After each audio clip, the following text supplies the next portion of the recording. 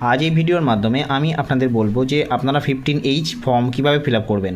বন্ধুরা, আপনারা নিশ্চয়ই জানেন যে ব্যাংক বা পোস্ট অফিসে যাদের ফিক্সড ডিপোজিট বা টার্ম ডিপোজিট রয়েছে তাদের ইন্টারেস্ট ইনকামের ওপর যেন ট্যাক্স না কেটে নেয়, তার জন্য প্রতি বছর এপ্রিল মাসে কিন্তু 15H ফর্ম ফিল আপ করা হয়। যাদের বয়স 60 বছরের উপরে তারা 15H ফর্ম ফিল আপ করে। সবচেয়ে প্রথমে আপনারা ব্যাংক থেকে ফর্মটি কালেক্ট করবেন। সবচেয়ে প্রথমে 1 নম্বরে দেখতে পারবেন নেম অফ এসএসসি। তো এখানে যার নামে ফর্মটি জমা করছেন তার নামটি লিখে দেবেন। এরপর এখানে তার প্যান কার্ড নাম্বার দিতে হবে। এরপর 3 নম্বর কলমে কিন্তু তার ডেট অফ বার্থটি দিতে হবে। এরপর বলছে যে প্রিভিয়াস ইয়ার। দেখুন, ব্যাংকিং ইয়ার কিন্তু শুরু হয় 1 এপ্রিল থেকে 31 মার্চ পর্যন্ত। এটা কিন্তু ব্যাংকিং ইয়ার। এরপর প্রিভিয়াস ইয়ার আপনারা কীভাবে বার করবেন? এখন চলছে 2026, তাহলে প্রিভিয়াস ইয়ার হচ্ছে 1 এপ্রিল 2025 থেকে 31 মার্চ 2026। এটা কিন্তু প্রিভিয়াস ইয়ার।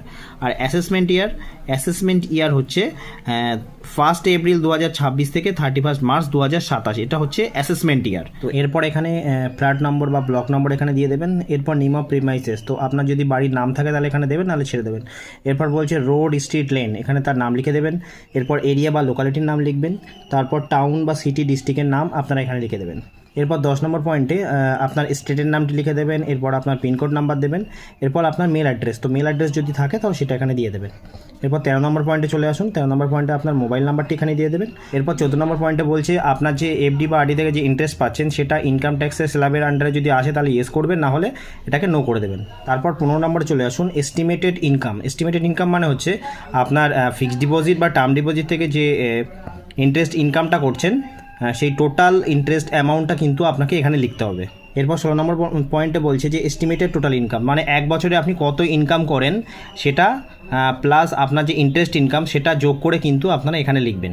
এরপর 17 নম্বর পয়েন্টে বলছে যে আপনি প্রিভিয়াস ইয়ারে এই ফর্মটি ছাড়া কটা 15H ফর্ম আপনি ফিল আপ করেছিলেন, তো সেই নাম্বারটা আপনি এখানে লিখবেন, তার এবং অ্যামাউন্ট অফ ইনকামটা এখানে লিখবেন। এরপর চলে আসুন 18 নম্বর পয়েন্টে। তো আপনার কাছে যে ফিক্সড ডিপোজিট বা টার্ম যদি সার্টিফিকেট আছে সেই কটা ফর্ম আছে 1 2 3 4 করে এখানে লিখবেন এবং তার নাম্বারটা দিয়ে দেবেন। এরপর নেচার অফ ইনকাম, সেটা যদি এফডি হয় তাহলে এফডি লিখে দেবেন। তারপর তার অ্যামাউন্টটা এখানে লিখবেন। এরপর নিচের দিকে চলে আসুন যে সিগনেচার অফ দ্য ডিক্লারেন্ট, এখানে ডিক্লারেন্টের সিগনেচার করতে। তারপর বলছে যে ডিক্লারেন্ট ও ভেরিফিকেশন, এখানে কিন্তু যার নামে আপনি 15H ফর্ম জমা করছেন তার নামটি লিখবেন। তারপরে সমস্ত ডিক্লারেশনটা পড়ে নেবেন এবং নিচের দিকে দেখবেন যে প্রিভিয়াস ইয়ার এন্ডিং, তো প্রিভিয়াস ইয়ার কবে এন্ডিং হচ্ছে যে 31/3/2026, তো সেটা এখানে লিখে দেবেন। এরপর বলছে অ্যাসেসমেন্ট ইয়ার, তো অ্যাসেসমেন্ট ইয়ারটা হচ্ছে 26/27, তাই এখানে এটা লিখে দিয়েছি। এরপর বাদিকে আসলে প্লেস, তারপর ডেট দিতে হবে। তারপর বলছে সিগনেচার অফ দ্য ডিক্লারেন্ট, তো সিগনেচার অফ দ্য ডিক্লারেন্ট এখানে সাইন করবেন। তো বন্ধুরা, আপনারা কিন্তু এইভাবে ফর্ম 15H কিন্তু সঠিকভাবে ফিল আপ করতে পারবেন।